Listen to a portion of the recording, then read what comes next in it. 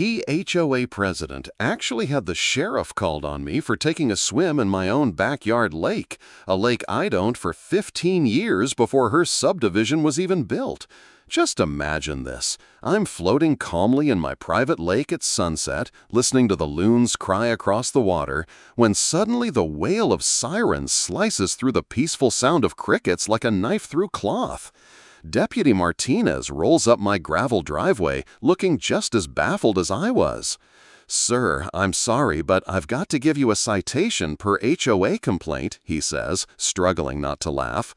And there she is, Karen Whitmore, standing at the edge of my property, arms folded tight, flashing that fake grin that never touches her icy blue eyes. The ticket? A $1,000 fine for unauthorized recreational use in a restricted water zone. I'm dripping wet, staring at the slip of paper in disbelief. "Ma'am, this is my lake. I built this dock myself back when you were still living in California. Tell me, what would you do if someone tried to control the water on your own land? Drop a comment and share where you're watching from. I bet you've got your own HOA nightmares." But Karen had no clue I'd spent 2 decades as a municipal finance director. Huge mistake. Let me rewind and explain how I got stuck in this mess. My name's Garrett, and 3 years ago I lost my wife Sarah to cancer. We'd been married 22 years, and her death tore half my soul away. The grief was crushing. You know, that feeling where you can't breathe, can't think, can't picture tomorrow without them? So I did what any heartbroken widower would do. I ran off to the quiet. Well, not exactly nowhere. I inherited my grandfather's 4-acre spread in rural North Carolina, complete with a spring-fed lake that's been ours since 1952. Pop built the first cabin with his own hands after he returned from Korea, and that lake kept him sane, just like it was about to keep me grounded. Picture it, water so clear you can see the bottom, fed by hidden springs, ringed with tall pines that smelled like fresh-cut Christmas. At sunrise, loons echoed across the surface while mist swirled like drifting spirits. I'd perch on the dock Pop built, coffee in hand, sipping from Sarah's old favorite mug, the one with the cracked handle she swore had character, and watch trout leap after insects. The quiet healed me. No honking cars, no endless meetings, just the breeze whispering through the trees and the splash of a fish breaking water. For 20 years, I worked as the municipal finance director of Millbrook County, poring over budgets and catching shady contractors who thought padded invoices would slip by. I learned fast that most government red tape grows from obscure rules that almost nobody dares to fight. That bit of knowledge would turn out priceless once I crossed paths with small-time tyrants like Karen. But after Sarah passed, I walked away early from the job. The lake became my retreat, my cure, the reason I could still face the sunrise. Then came Karen Whitmore, like a storm dressed in designer heels, acting as if she could file a complaint with Mother Nature herself. In 2019, a developer snatched up the old logging road along my north fence. Soon after, bulldozers tore into century-old oaks, and the roar of chainsaws replaced my quiet mornings. The stench of diesel fumes and freshly cut lumber began creeping over my land like a toxic fog, blending with the pine until it smelled like a hardware store had detonated in the woods. In less than 2 years, 47 oversized McMansions sprang up like weeds after a storm. They called them lakeside luxury estates, which was comedy gold considering the only lake view they had was straight across my property. But sure, nothing screams prestige like shelling out $800,000 to peek at someone else's water from your granite counter kitchenette. That's when Karen arrived from California, rolling up in a white BMW with vanity plates reading REAL and a self-importance bigger than Texas. She fit the role perfectly. Blonde highlights that cost more than my month's groceries, a designer bag priced higher than my truck, and a plastic grin that practically shouted, "I've never seen a homeowner's fee I didn't want to hike." Within 6 months, she'd clawed her way into HOA president and launched her crusade to civilize us backwoods folk. It started with her sugary, fake-friendly visits. She'd strut down my gravel drive in stilettos, which, let me tell you, sounded like a tap dancer having a stroke, and hand me store-bought cookies while gushing about how my rustic little cabin had so much character. The cloying cloud of her perfume clashed with the clean pine air like cheap air freshener at a wake. When I turned down her insult of an offer to buy my land for 60 cents on the dollar, that shiny plastic smile cracked, revealing the cold-blooded real estate shark underneath. That's when the harassment began. First, petty complaint. Court ruling on government overreach. In that case, regulators tried to ban all development on a man's coastal land, but the court decided government can't wipe out every beneficial use of property without paying compensation. Translation, they couldn't legally make me pay for using my own land.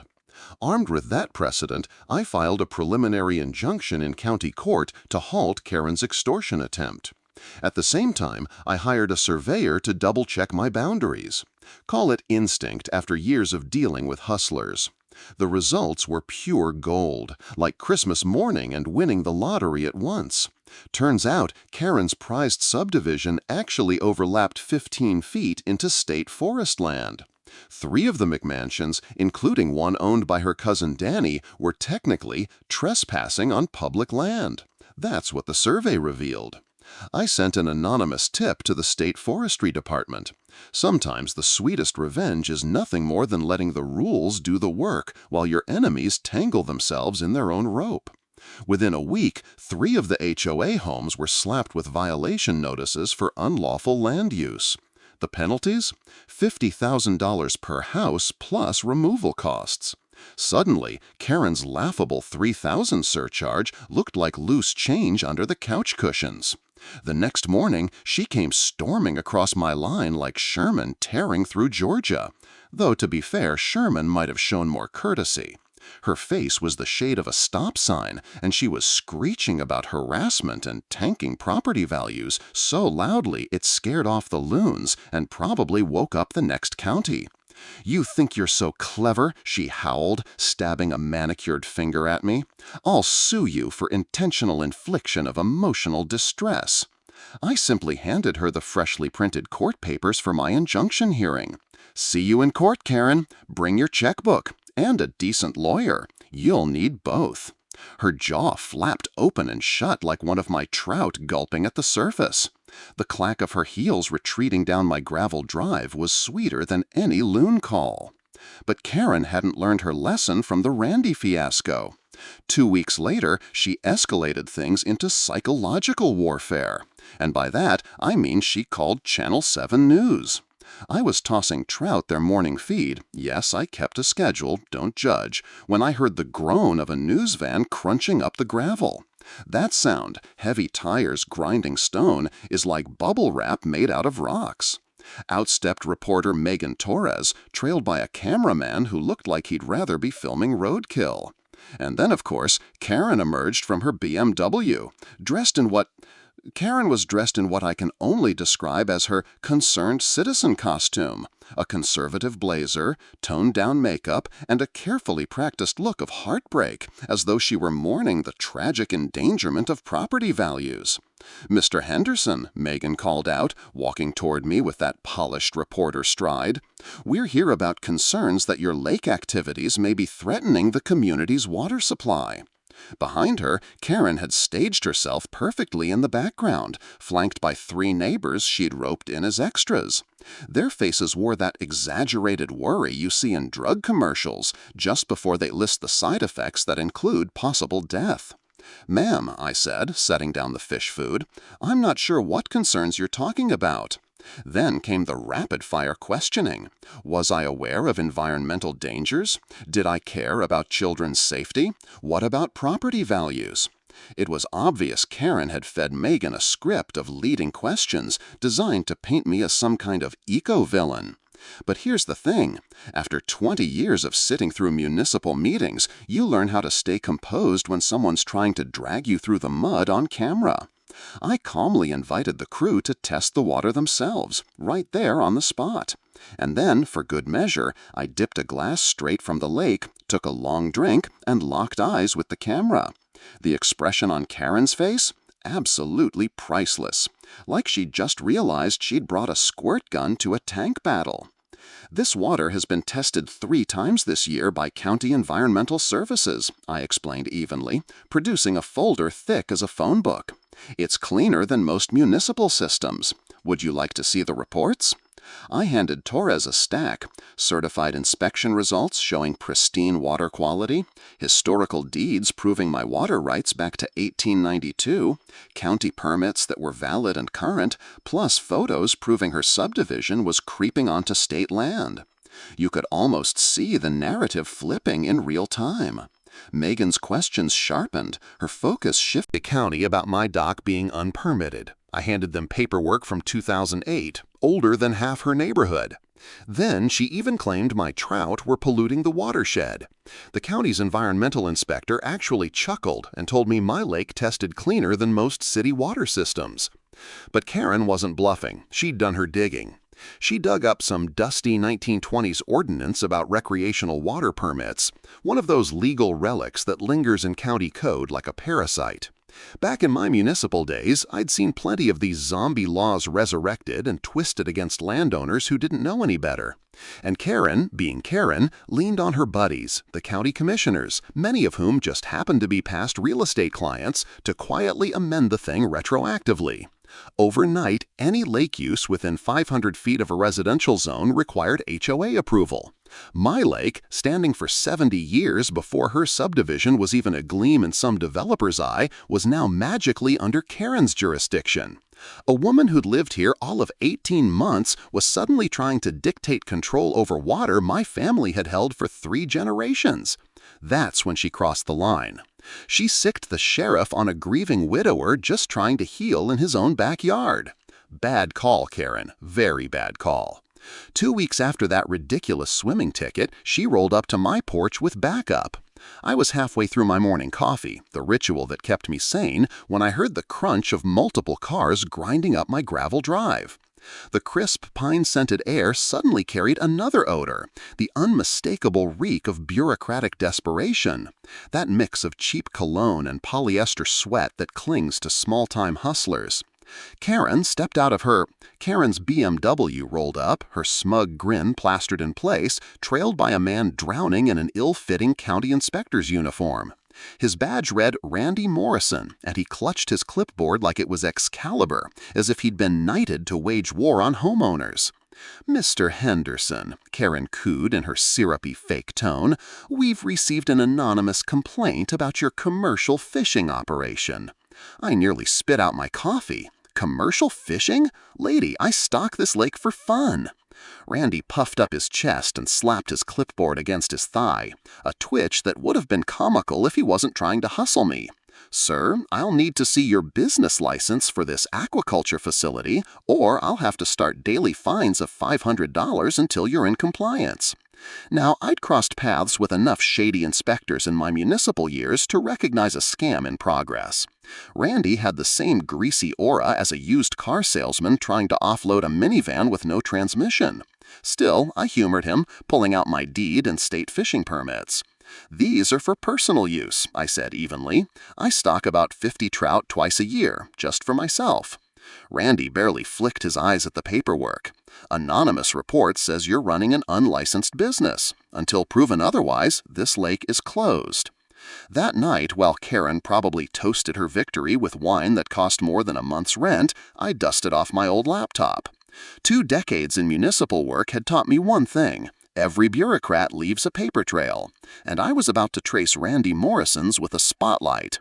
First discovery? His inspector license had expired 2 years earlier. The guy threatening me with fines wasn't legally cleared to inspect a lemonade stand, let alone my lake. I even remembered a case back in my county days where a fake inspector tried the same scheme.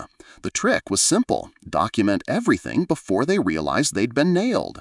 I screenshotted his lapsed certification and I filed a formal complaint with the state licensing board and decided to dig further. A sweep through public records showed Randy had been inspecting properties across 3 counties on those long-dead credentials. This wasn't mere sloppiness, it was organized fraud. When the state board finally contacted him about his bogus inspections, he reportedly lost his mind. Small-town gossip spreads fast, and word from the courthouse was he phoned Karen in a frenzy, begging her to cover for him. Karen, in her infinite wisdom, figured the best defense was to go on the attack. 3 days later, I found an official-looking bill in my mailbox. The Lakeside Luxury Estates HOA was now assessing me a liability insurance surcharge of $500 a month for hazardous water activities. And for good measure, they backdated it to January. It was July, meaning they claimed I owed $3,000. I almost had to respect the gall. Karen was essentially demanding rent for me to swim in my own lake, a lake my grandfather dug with a borrowed bulldozer back in 1952. While Randy faced a $10,000 fine and possible criminal charges for impersonating an inspector, I was busy brushing up on property law. Years earlier, I'd studied Lucas v. South Carolina, a landmark. Megan pressed harder, asking why Karen's statements didn't line up with the stack of records in her hands. Karen began to sweat, even though the October air carried the crisp scent of burning leaves drifting from the valley. "Mrs. Whitmore," Megan asked, swiveling the camera in her direction, "do you have any evidence to support your claims about contamination?" What followed was an Olympic-level display of verbal gymnastics. Karen mumbled about potential risks and general community concerns while her left eye twitched, a tell I knew well from years of budget meetings with shady contractors. That was my cue to drop what I'd uncovered about her history. Back when I audited municipal contracts, I built a network of colleagues across several states. A few quiet phone calls revealed that Karen Whitmore wasn't exactly a stranger to neighborhood turmoil. "Megan," I said smoothly, "you may want to check Mrs. Whitmore's prior communities in California and Arizona. The paper trail tells an interesting story." Karen's face drained pale beneath her foundation. She knew I'd done my homework. The interview wrapped up with her demanding equal airtime for the HOA side. Megan agreed to a follow-up, which ended up being Karen's second colossal mistake. While I spent the week assembling even more documents, Karen was busy dialing every favor she could. The problem? The station manager was Jim Patterson, an old colleague of mine from county days, when we'd worked shoulder to shoulder on transparency initiatives and exposing financial fraud. Small world, especially when your reputation is built on honest numbers and catching crooks. The second broadcast aired the following Thursday. Megan presented a fair segment showcasing both properties, but Karen's performance was absolute comedy. She contradicted herself repeatedly, grew defensive at softball questions, and even blurted out that she'd never tested the subdivision's well water, the very thing she claimed to be protecting. Meanwhile, I sat calm, offering fact-based answers backed by hard paperwork. The contrast on camera couldn't have been clearer. Karen looked more and more. Karen grew more frantic by the minute, while I sat steady, binders of evidence stacked in front of me like some kind of bureaucratic superhero. The community response was overwhelmingly on my side. My voicemail filled with neighbors thanking me for standing up to her bullying, many admitting they'd been too afraid to speak before, worried about being targeted with petty HOA violations. But Karen wasn't finished. Shamed by the broadcast and cornered by questions about her past, she chose to go nuclear. The following Monday, the county health department showed up at my door. Karen had filed yet another complaint, this time alleging that my cabin's septic system was leaking into the lake, poisoning the watershed, and endangering public health. She demanded an immediate shutdown of all lake activities until a full investigation could be completed. The inspector, Marcus, turned out to be the real deal. Credentials in order, professional demeanor, actual authority. I welcomed him in with complete transparency, even offered him coffee while he worked. When Marcus discovered that my cabin ran on a state-of-the-art composting toilet system, meaning zero waste ever touched the water, his reaction wasn't what Karen had scripted. "This is an eco-friendly model. Honestly impressive," he told me, snapping photos. "Do you mind if I get your contractor's info? I know several people who'd love this setup." Karen's claim was dismissed as both frivolous and malicious, words that would serve me well in court later. The win was satisfying, but I knew she was only ramping up. Karen was escalating like a rocket running out of fuel, and I could sense her next move would be even more reckless. If she had an ounce of sense, she would have quit after the septic fiasco. Instead, she doubled down like a desperate gambler, betting the mortgage on what she thought were pocket aces, only to flip over a pair of twos. That Friday afternoon, I was splitting firewood out back, the steady rhythm of the axe clearing my head as I considered Karen's spiral, when I heard the brind of a delivery truck crawling up my gravel drive. The postal worker stepped out, looking apologetic as the postal worker handed me a certified envelope so thick it could choke a horse. The return address made me chuckle. Rutherford and Associates, Charlotte's priciest law firm. Karen had gone all in, hiring attorneys who billed $600 an hour to draft letters about things as trivial as parking disputes. The cease and desist demanded I immediately halt all nuisance water activities allegedly violating noise ordinances. Their inventive legal spin? My swimming produced excessive splashing sounds that disturbed the peaceful enjoyment of her subdivision. On top of that, they wanted $5,000 in mediation fees to avoid a lawsuit. I almost had to respect the creativity. Karen was actually trying to fine me for making splash noises in my own lake. She had officially elevated petty tyranny into performance art. But the letter was only the opening act. By the weekend, Karen had mobilized what I can only call a surveillance campaign. HOA members crept past my property at 5 miles per hour, snapping photos and filming every move I made. Someone even left passive-aggressive notes on my windshield, reminding me to respect community standards and be a good neighbor.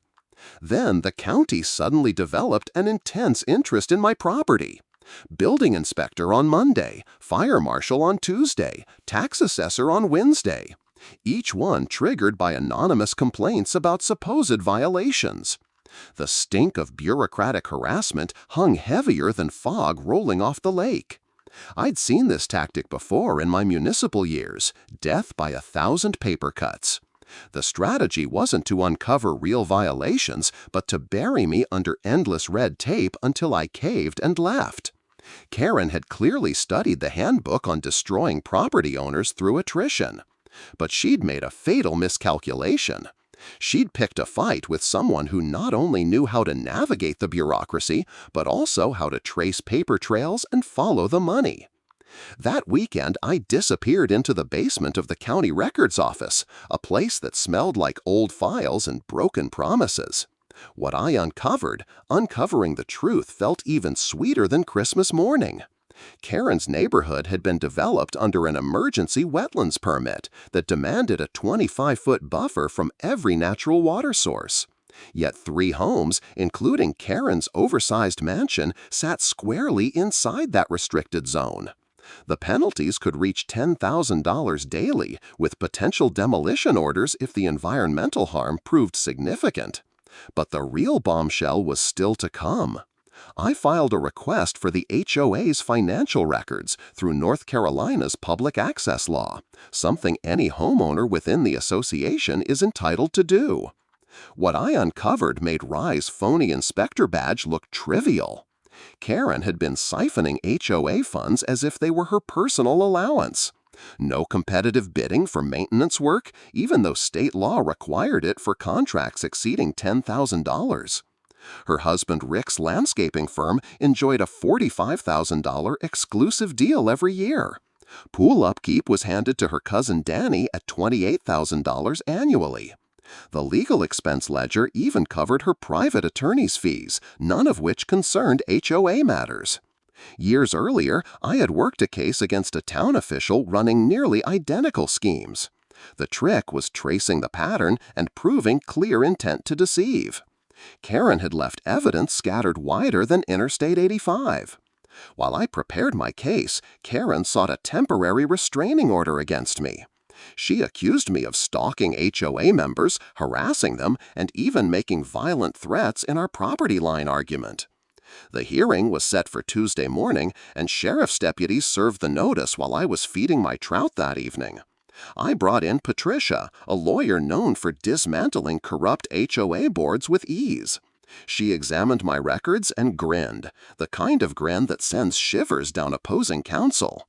"Garrett," she said, fanning the paperwork across her desk, "Karen's about to learn you don't bring a knife to a gunfight." The courtroom session felt more like a stage play.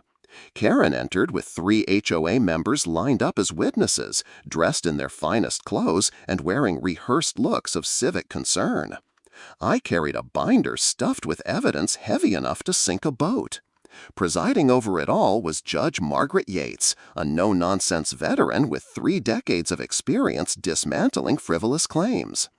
Under even the simplest questioning, Karen's witnesses contradicted one another, while my security camera footage revealed who was truly doing the harassing. When her lawyer attempted to submit proof of my supposed threats, Patricia countered with audio recordings of every exchange. On tape, Karen's voice grew more erratic with each encounter, while mine stayed steady and professional. Judge Yates promptly threw out Karen's request for a restraining order and instead issued a temporary protective order against her, forbidding the HOA from further surveillance or trespassing. She also granted me $2,500 in legal fees and warned Karen she might face perjury charges for lying under oath. Karen's public meltdown in the courthouse parking lot quickly hit the local news. She raged at the judge, screamed about corruption, and accused me of destroying the neighborhood so loudly it could have been heard across 3 counties. A reporter nearby captured the spectacle and published a front-page piece titled HOA President's Courtroom Tantrum. That night, several neighbors approached me in private, admitting Karen had bullied them too. Pool gatherings were shut down for supposed noise issues, yard decorations condemned as architecturally unacceptable, and guests ticketed if they parked longer than 4 hours. Some were even considering a recall to oust her from the board.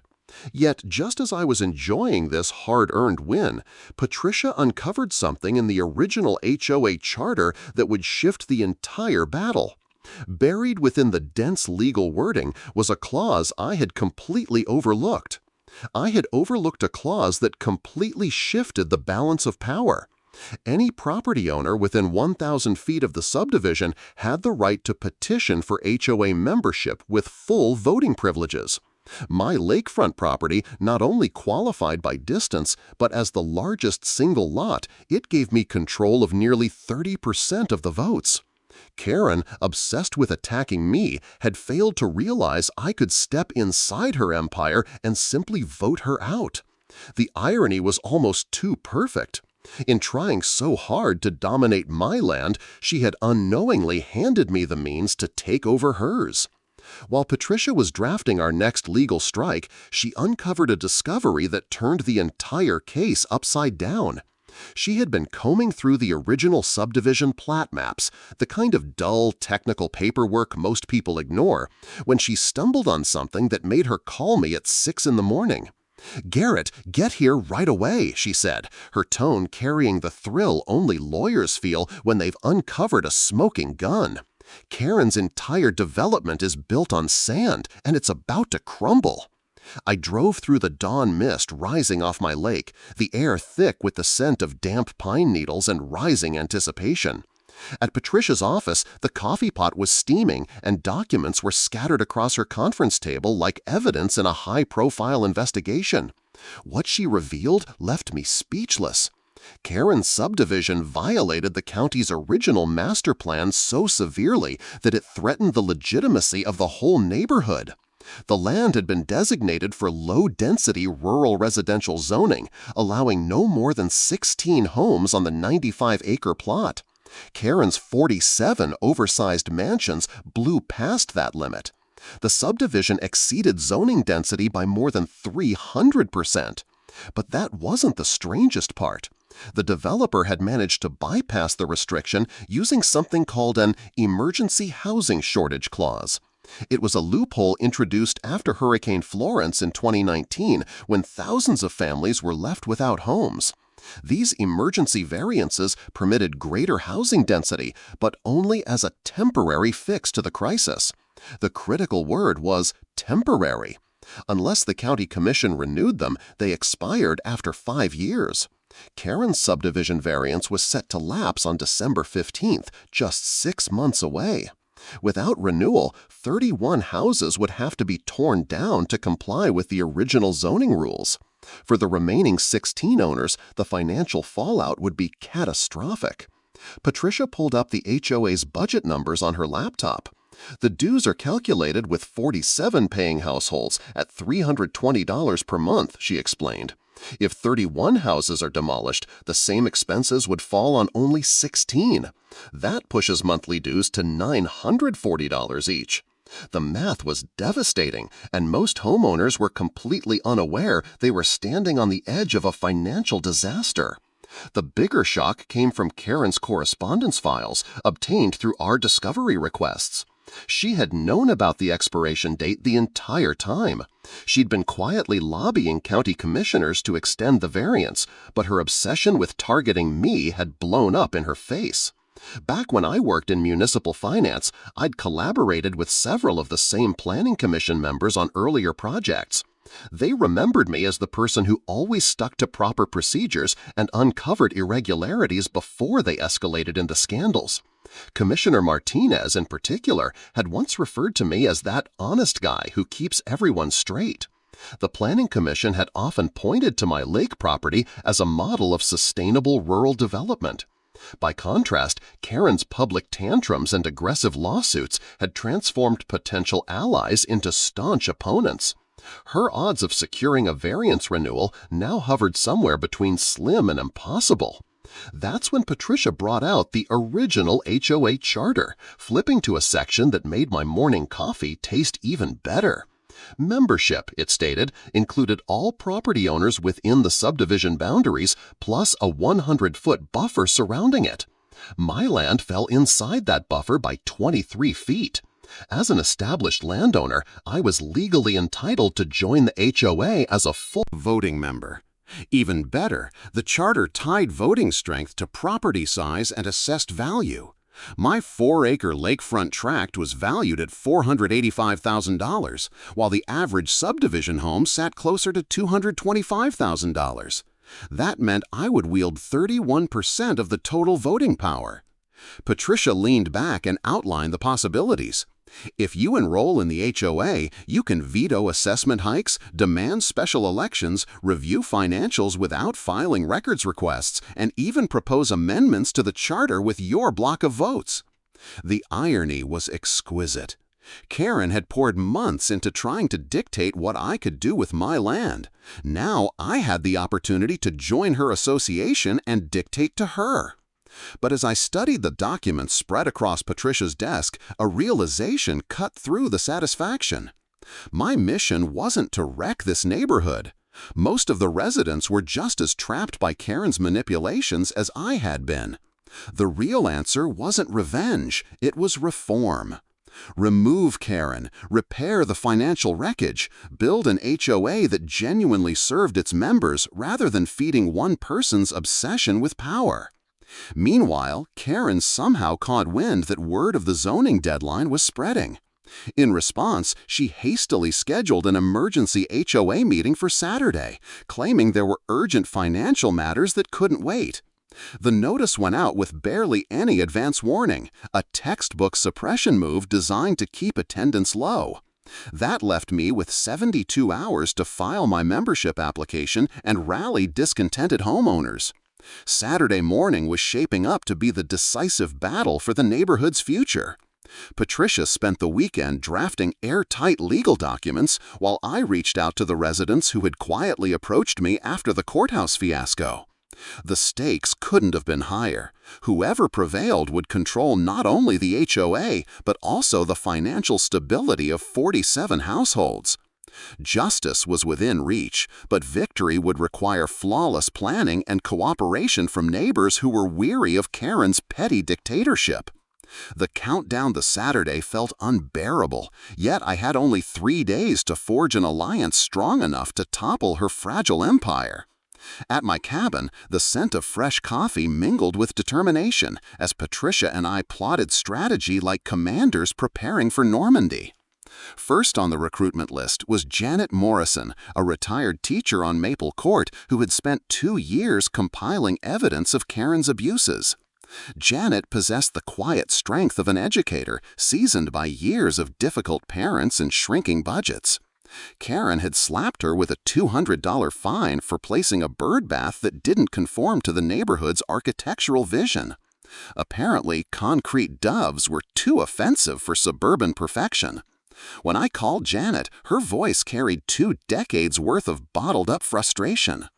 "Mr. Henderson, I've been waiting for someone to finally stand up to that woman. What do you need from me?" Janet asked. She pulled out a spiral notebook filled with 2 years of meticulous records, violations, fines, and harassment incidents, all cataloged with the discipline of a seasoned teacher's gradebook. Every detail was there: Karen's unannounced inspections, HOA meetings where dissent was silenced, and the steady pattern of intimidation. Next came Bob Martinez, an accountant from Oak Ridge Drive who had made the mistake of questioning the HOA's financials. Bob was the sort of numbers man who noticed when columns didn't balance, an extremely dangerous quality in Karen's carefully constructed world of creative bookkeeping. When we met at a local diner, the smell of bacon grease mixed with the comfort of straightforward conversation. "I've been trying for months to see the actual invoices," Bob explained. "Karen keeps insisting it's all proprietary, but I've already uncovered $43,000 in expenses that don't add up just in this year's budget." His spreadsheets revealed a minefield of irregularities, landscaping charges far exceeding the actual work completed, equipment purchases with no delivery records, and legal fees clearly tied to matters unrelated to HOA business. Our third recruit was Lisa Park, a civil engineer who had drawn up the subdivision's original drainage system before Karen altered the plans without authorization. Lisa possessed the no-nonsense practicality of someone used to designing systems that must function outside of theory. "Karen slashed my drainage specifications to cut costs," Lisa explained during a late-night meeting at my cabin. "Her changes redirect runoff straight into your lake. The violations weren't just technicalities, they carried the potential to shut down the entire subdivision. If the state environmental agency stepped in, the entire subdivision could be in jeopardy." Lisa's technical background and professional credibility gave us the firepower we needed to counter Karen's usual theatrics and emotional manipulation. By Friday evening, we gathered for our final strategy meeting around my kitchen table. Patricia laid out 3 binders of evidence, each one arranged for maximum impact. Our plan was precise: expose Karen's financial misconduct, highlight the ticking time bomb of the zoning variance, and introduce my HOA membership as the clear path to resolving both. Bob would handle the numbers with straightforward visuals that any neighbor could follow. $45,000 funneled to Rick's landscaping company for services worth only $18,000. $28,000 wasted on pool maintenance billed as daily but performed weekly, and legal expenses that even covered Karen's personal divorce attorney, all paid from community funds. Janet's role was to give voice to the residents, sharing testimonies of harassment that revealed the true human cost of Karen's obsession with control.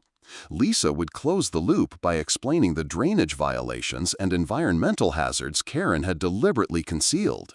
From my years in municipal work, I knew people connected more strongly to stories than spreadsheets. The goal was to paint Karen not as a one-off mistake, but as the architect of a system built to hoard power and bleed money from her neighbors. Patricia walked us through the legal framework. Under North Carolina law, any HOA member could call an emergency election if evidence of financial mismanagement was presented. Once my membership was approved, my 31% voting block would make it impossible for Karen's loyalists to shut us down. We also prepared contingencies. If Karen tried to cut the meeting short, Patricia would point directly to bylaw provisions requiring member concerns to be heard. If Karen argued that I had no right to speak as a member, my application gave me immediate standing as a member, eliminating Karen's favorite excuse. And if she tried calling the police, every document we carried had been obtained legally and the meeting was on public property. Saturday morning broke with the kind of crisp October air that makes anything feel achievable. By 7 a.m., we were gathered at my cabin 3 hours before the HOA meeting. The scent of bacon and coffee mixed with the charge of nervous anticipation as we rehearsed the plan one last time. Janet looked anxious, but her resolve shone through. Someone has to stop her before she ruins this neighborhood for good. Bob was energized by the chance to finally lay the numbers bare. Numbers don't lie, and Karen's been lying with numbers for 3 years. Lisa spread out her maps and technical drawings, ready to reveal the full scope of Karen's illegal infrastructure tweaks. When they see how much money she's blown cutting corners, they'll finally understand why fees keep climbing. For my part, I felt more centered than I had in months. After years of playing defense against Karen's attacks, we were at last moving on to the offensive with airtight evidence and the law firmly on our side. Patricia passed around packets of the documents, reminding us of Karen's predictable playbook: personal insults, false claims, and raw emotional manipulation. Stay grounded in facts, she instructed. Let her unravel in front of them. By 9:30, we packed the evidence into Bob's van and headed toward the community center. Anticipation tasted sharp and sweet, sharpened by the confidence that we had prepared for every angle. Karen's petty reign was nearing its finale, and justice would be delivered, complete with proper balance sheets and legal citations. The only uncertainty left was whether she would surrender quietly or try to drag the entire subdivision down in one last narcissistic blaze. In the days before our showdown, Karen unraveled completely.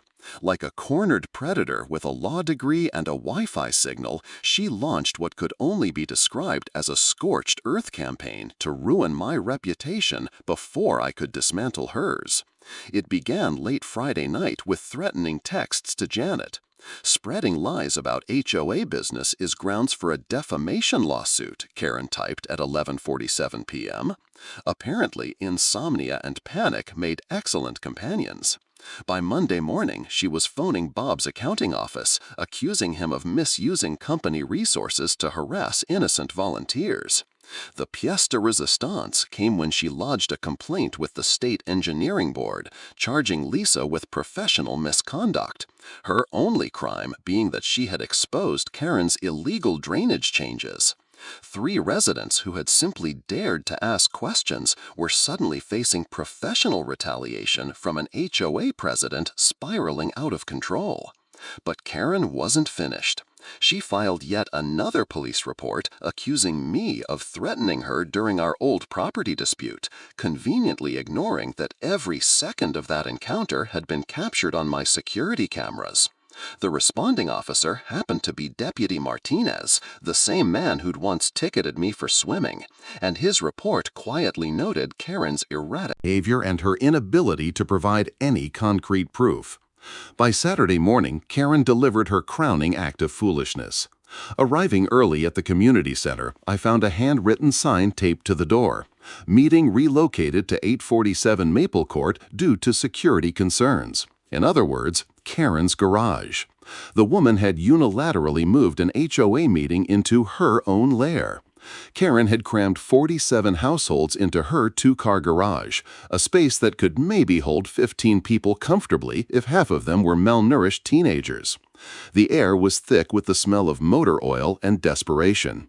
Patricia immediately raised an objection, pointing out that the HOA bylaws required meetings to be held in a space large enough to accommodate all members. Karen shot back that security threats justified restricting attendance. Evidently, transparency was now a public hazard.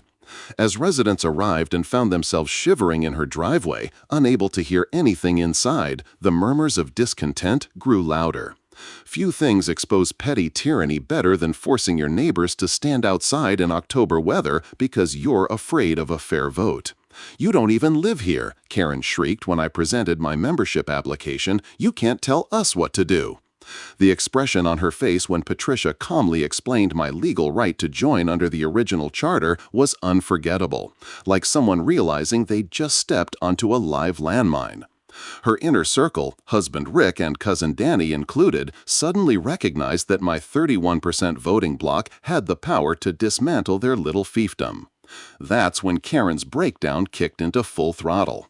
She ranted about illegal interference, accused me of forging documents, bribing county officials, and even claimed I was part of some sprawling conspiracy with county commissioners, the state forestry department, and possibly the Illuminati. Several residents instinctively stepped back, visibly unsettled by her spiraling paranoia. When your HOA president starts sounding like a sidewalk conspiracy preacher, even the most loyal followers begin rethinking their loyalty. Patricia stood and cited Article 12 of the HOA bylaws, which required a vote to relocate when a meeting space proved inadequate. During my years in municipal hearings, I had seen this tactic before. Leaders trying to suppress participation by cramming people into unsuitable spaces. The fix was always the same: force the vote and let democracy play out. With 23 residents now present, the decision to move back to the community center was... The vote came in at 18 in favor, 5 against. Karen flatly refused to recognize the outcome, insisting that only official board members had the authority to call meetings. Patricia calmly countered by citing state statutes that allowed members to override board actions when fundamental rights were being trampled. That's when Karen pulled her last stunt. She called the police. Deputy Martinez showed up looking like a man who would have preferred directing traffic or dealing with an actual crime. When Karen demanded arrests for illegal assembly, he explained, with weary patience, that it was a civil dispute and suggested everyone behave like adults. His advice fell on deaf ears, but the crowd moved anyway, relocating to the community center, a public facility where Karen's tricks had no teeth. 31 residents turned out, an all-time record for the subdivision. The atmosphere inside buzzed like a powder keg, waiting for the spark. Karen stormed in 20 minutes late, her attorney squawking objections through a speakerphone, arguing the meeting was invalid because of the venue change. The neighbors, though, were fed up with the endless procedural games. They wanted answers about money, about leadership, about why their community had been hijacked. I kept quiet, taking careful notes while Karen flailed, each objection digging her hole a little deeper. Soon, residents began firing direct questions about landscaping bills, pool maintenance, and the ballooning legal expenses. Karen's replies grew evasive, contradictory, and increasingly frantic. When Bob Martinez rose and asked about the $45,000 landscaping contract, Karen waved him off with, "That's proprietary information and can't be shared publicly." Bob, unfazed, pulled out public records proving the padded charges. Across the room, Rick Whitmore began to visibly sweat, like a man watching his gravy train derail in real time. Desperate to steer the spotlight away from her own financial fraud, Karen went for the jugular. She dragged Sarah's death into the open, insinuating I was unstable, a danger to families, even claiming I stalked neighborhood children and lowered property values by existing. The room froze. Even her staunchest allies recoiled, appalled by her willingness to weaponize a widower's grief just to cling to power. Janet Morrison rose to her feet, trembling but unflinching. "Karen, you fined me $200 for a bird bath. When did we start treating neighbors like enemies?" That broke the dam. One by one, residents stood up, recounting their own run-ins, petty fines, intimidation, threats, years of resentment spilling out like water through a ruptured levee. Karen tried to adjourn the meeting, but no one budged. They'd tasted democracy, and they weren't about to spit it out. I walked to the podium with Patricia's binders under my arm. Karen made one last stand, her voice ragged with fury. "I won't let you destroy this community."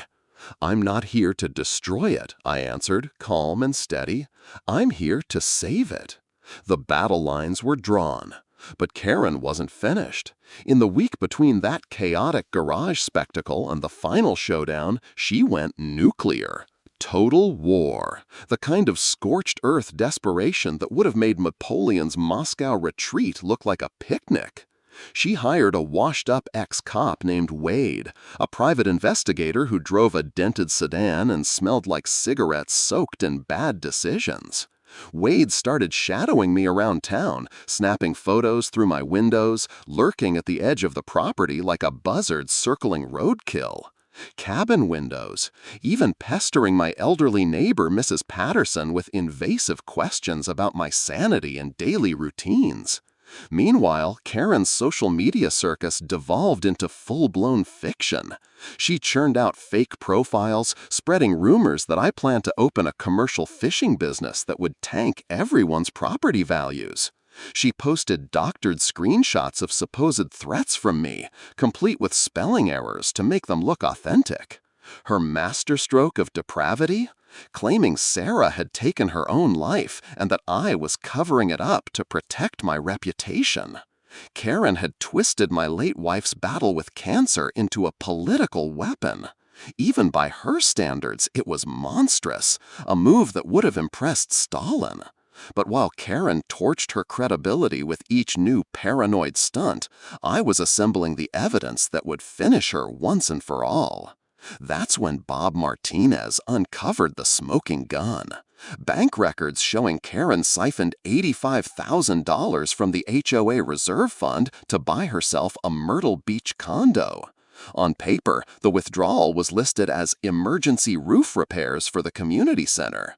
In reality, the same day the funds vanished, Karen closed on Beach Breeze Condominiums, Unit 247.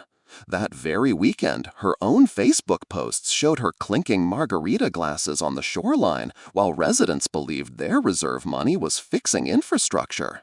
The audacity was breathtaking, like robbing a bank, then mailing out postcards from the Bahamas. Meanwhile, Patricia had been quietly working with the county prosecutor. Each fraudulent withdrawal carried a potential 2 to 10-year sentence under North Carolina's embezzlement laws. Karen wasn't just staring down removal from the HOA, she was looking at hard prison time. The HOA board. Prison wasn't just a possibility anymore, it was breathing down Karen's neck. Meanwhile, Wade, her bargain bin private investigator, finally overplayed his hand. Tuesday evening, Mrs. Patterson phoned the sheriff after catching him skulking around her yard, trying to peer through her windows. Deputies hauled him off for intimidation and unlawful surveillance. Desperate to cut a deal, Wade immediately flipped on Karen, naming her as the one who'd hired him to dig up dirt on me. The arrest report spelled it out in black and white. HOA President Karen Whitmore had commissioned an intimidation campaign against a resident. Her harassment was now officially documented as criminal conduct. Thursday brought the nail in her coffin. My investigator, a legitimate firm that didn't reek of cheap cologne and Marlboros, handed me a full dossier on Karen's past. It was damning. She'd run the exact same scam in 3 different states: California, Arizona, and Florida.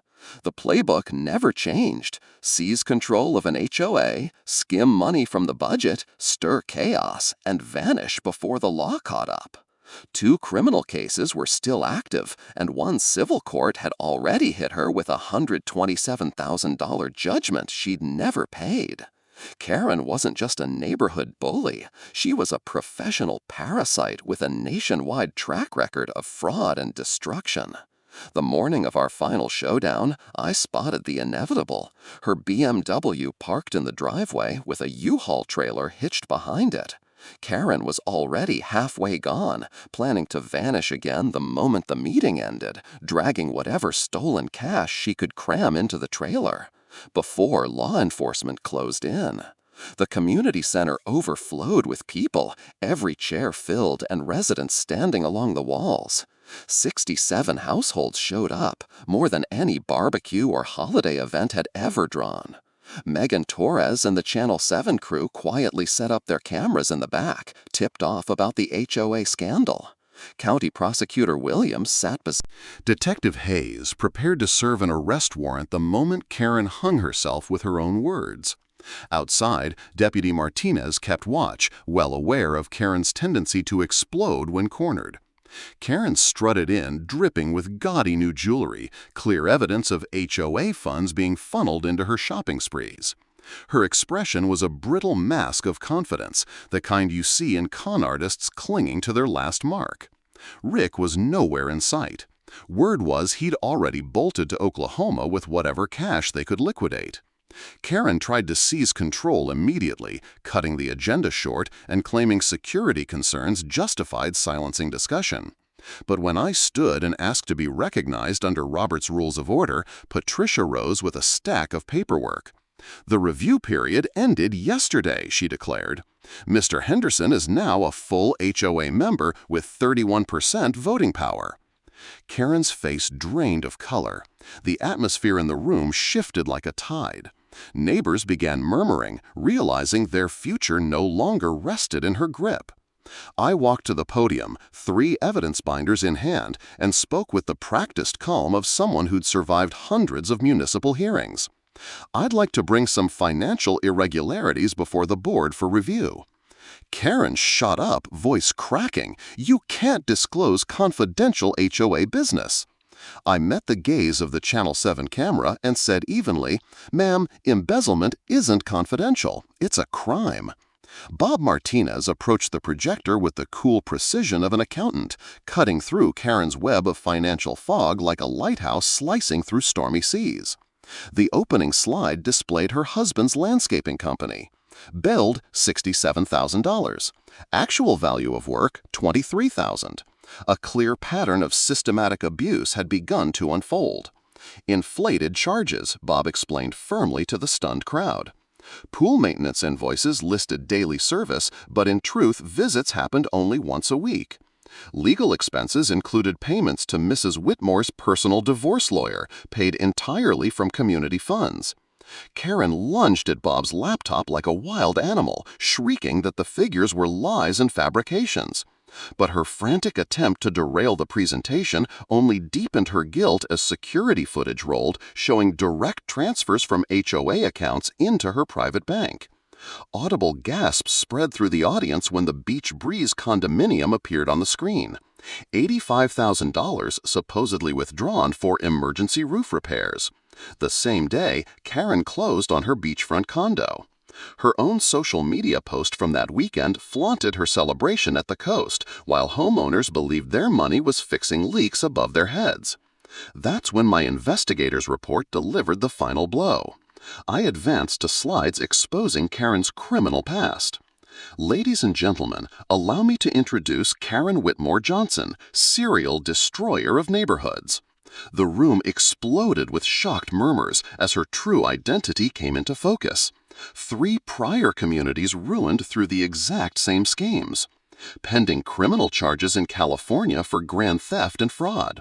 A civil judgment in Arizona for $89,000 in restitution, still unpaid.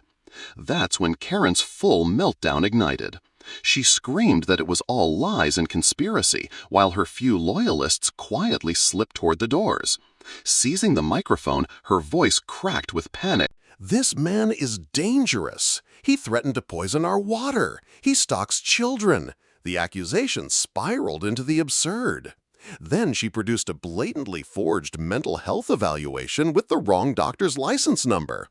The fake was so amateurish that several residents burst out laughing. At that moment, County Prosecutor Williams rose to his feet, his badge catching the fluorescent light. Mrs. Whitmore," Prosecutor Williams declared, his voice firm, "you stand accused of embezzling $127,000 from your neighbors." The news crew closed in as Karen suddenly realized her lies, perjury, and wild accusations had all been captured live on television. Her face cycled through colors so quickly it looked like a human mood ring. "This is illegal surveillance," she screeched, lunging toward the camera crew. "You can't record me without my permission." The sharp clatter of her designer heels slipping across the polished floor would have been almost funny if the stakes weren't so severe. Detective Hayes stepped forward with cuffs in hand, reciting Miranda rights while Karen shrieked about conspiracies and persecution.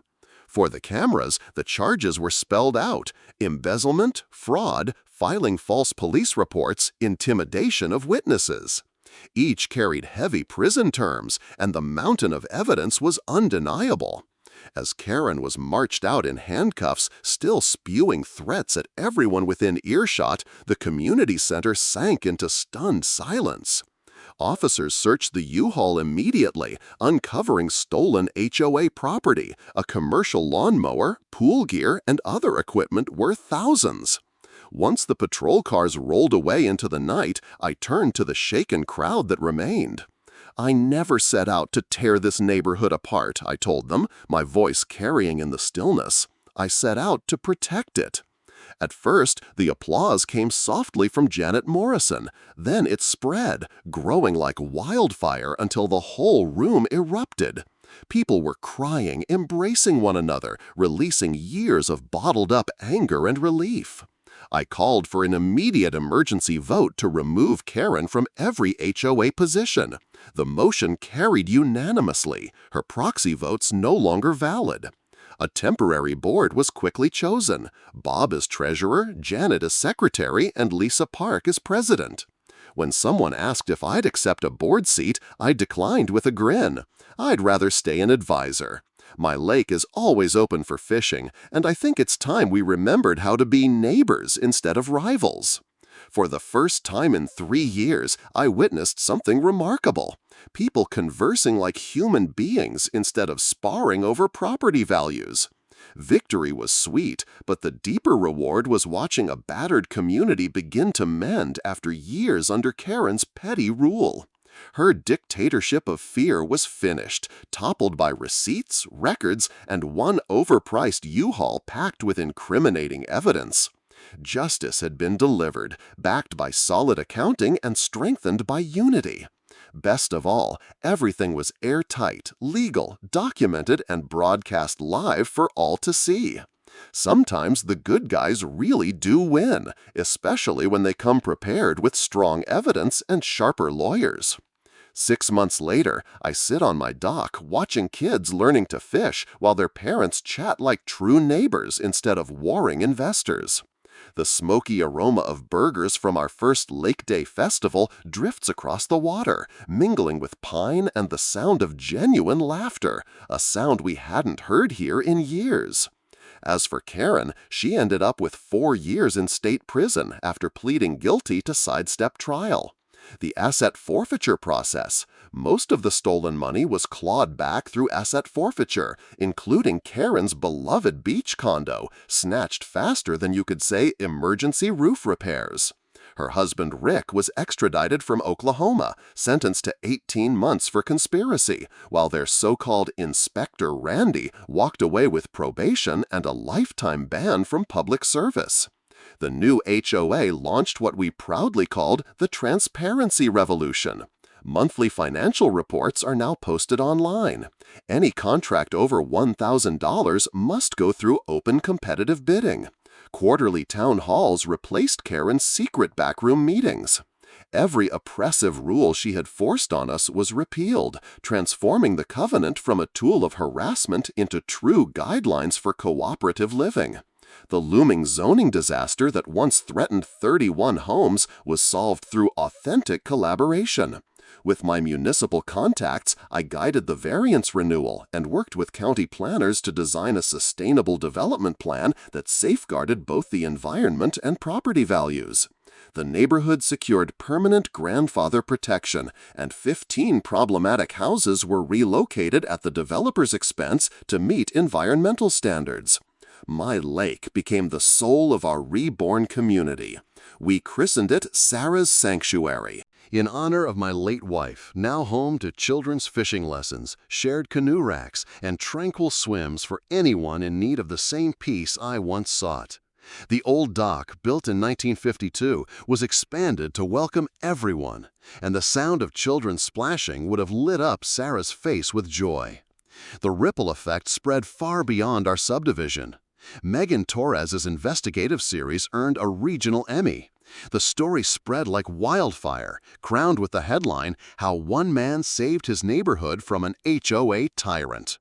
Soon after, I found myself testifying before the state legislature on HOA accountability reform, contributing to what became known as Karen's Law, a statute mandating annual independent audits and full financial transparency for all homeowner associations. Not long after, 3 neighboring communities reached out for my help tackling their own rogue boards, and I discovered a calling I never anticipated. There's a rare satisfaction in putting 2 decades of municipal finance expertise to work helping people reclaim their neighborhoods from petty rulers who treat property ownership like feudal power. The financial recovery surpassed everyone's hopes. Through asset forfeiture, insurance claims, and recovered property, we ended up with more money than before Karen's spree of theft. Monthly dues dropped to $180, lower than when she first seized control, and the reserve fund grew stronger than ever. Property values rose 12% after her removal, proving that fairness and cooperation boost real estate far more than authoritarian rule and endless lawsuits.